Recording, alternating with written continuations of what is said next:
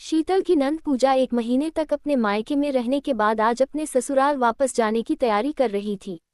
वह कमरे में अपना सामान पैक कर रही थी और शीतल रसोई में उसके सफ़र के लिए खाना बना रही थी। अपनी नंद की पसंद का ख्याल रखते हुए शीतल ने प्याज की कचौड़ी, आलू दम, परवल की सूखी सब्जी और पुलाव बनाया था। साथ ही अचार और आम का छुंदा मुरब्बा भी रखा था। थोड़ी देर बाद जब शीतल खाना लेकर कमरे में आई तो पूजा ने कहा, भाभी, मुझे आपकी वह नीले रंग की साड़ी बहुत पसंद है। उस पर बने सफ़ेद फूल देखकर मेरा मन खुश हो जाता है। मुझे वह साड़ी चाहिए।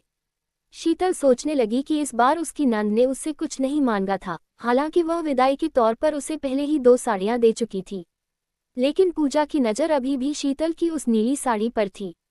वह साड़ी शीतल को उसके मायके से मिली थी और उसने उसे एक बार भी नहीं पहना था।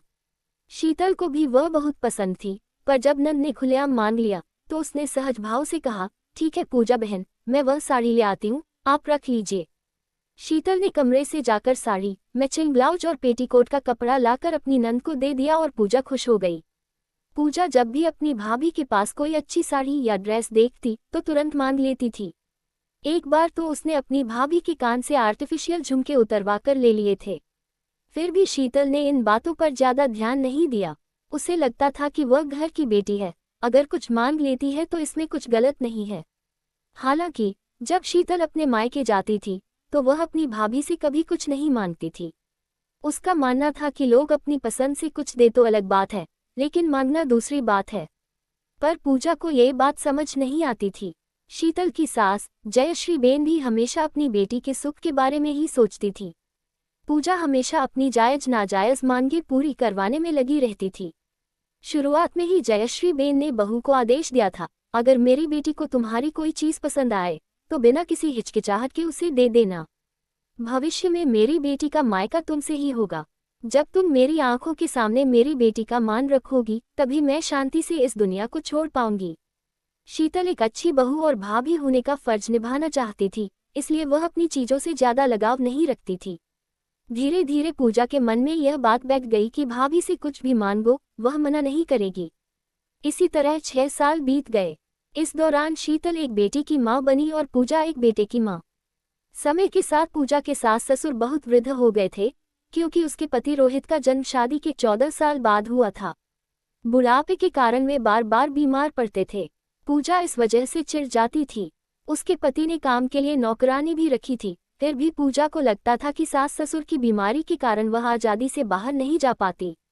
वह अक्सर अपने पति से कहती, अगर हमारा घर अलग होता तो मैं अपनी जिंदगी खुलकर जी सकती। रोहित उन्हें छोड़ नहीं सकता था क्योंकि वह अकेला बेटा था। पूजा ने ये समस्या अपनी मां को बताई। जयश्री बेन सोचने लगी कि बहू शीतल को उसके गांव में विरासत में जमीन मिली है, जिसे बेचकर पूजा के लिए शहर में एक नया फ्लैट खरीदा जा सकता है। उन्होंने पूजा से कहा, बेटा चिंता मत कर, मैं बहू से कहूंगी कि वह अपनी जमीन बेचकर तेरे लिए शहर में फ्लैट ले ले।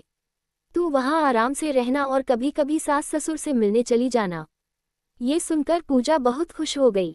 थोड़ी देर बाद जयश्री बेन ने शीतल को बुलाया और कहा, बहू, मुझे पता है तू बहुत अच्छी भाभी है।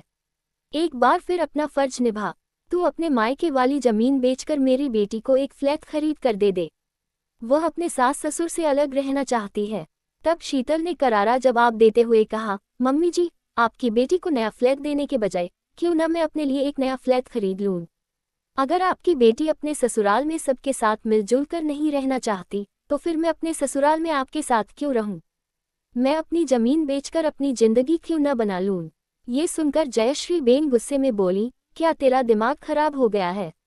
तुझे इस घर में क्या कमी है जो तू अलग रहना चाहती है? शीतल ने हंसते हुए सहजता से कहा, तो मम्मी जी, आपकी बेटी को क्या समस्या है?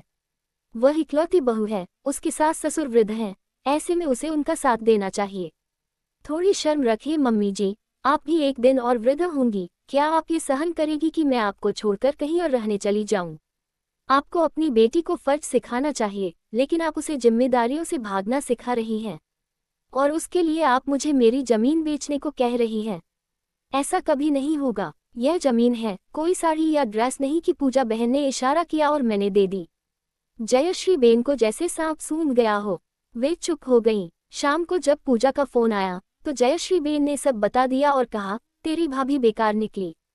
तू अभी अपने ससुराल में ही रह, वरना ऐसा न हो कि तेरी देखा देखी यह बहू भी अपना घर अलग कर ले और मुझे बुढ़ापे में अकेला रहना पड़े। पूजा का सपना टूट गया और उसे मजबूरी में अपने ससुराल में ही रहना पड़ा। ये सही भी था, क्योंकि जयश्री बेन दोहरा चरित्र अपना रही थी, अपनी बेटी के लिए अलग घर चाहती थी और बहू को सेवा का पाठ पढ़ाती थी। सीख, हमें दूसरों से वह उम्मीद नहीं करनी चाहिए जिसे हम खुद पूरा न कर सकें। रिश्ते बराबरी और सम्मान से चलते हैं, केवल त्याग से